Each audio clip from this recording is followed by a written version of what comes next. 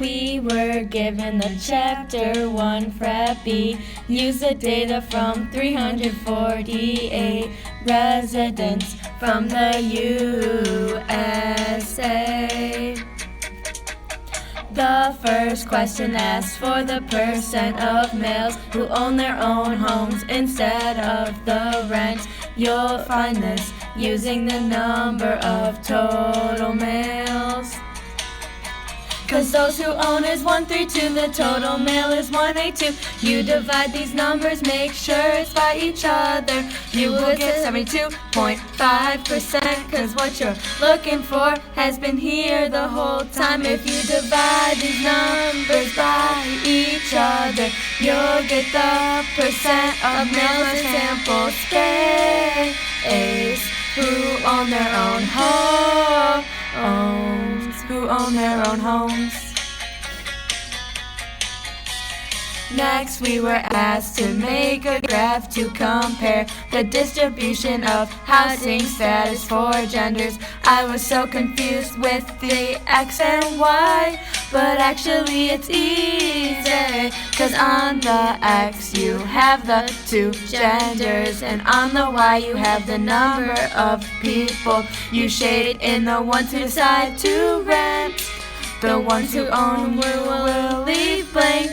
50 of the males rent, 44 of the females rent. You will take a step back and you made a segmented bar graph. Now we're on to C, where we will compare the correlationship between gender and homes. It is clear that there is no association between the gender and the housing status.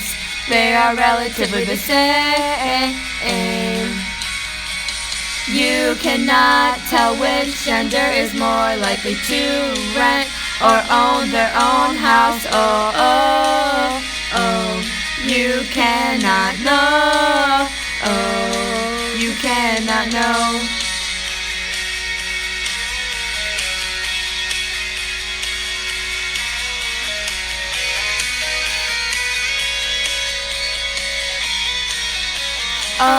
Then we're moved to D. Are you married or not? Does that affect your home? Will you rent or decide to own? You won't want to take a loan.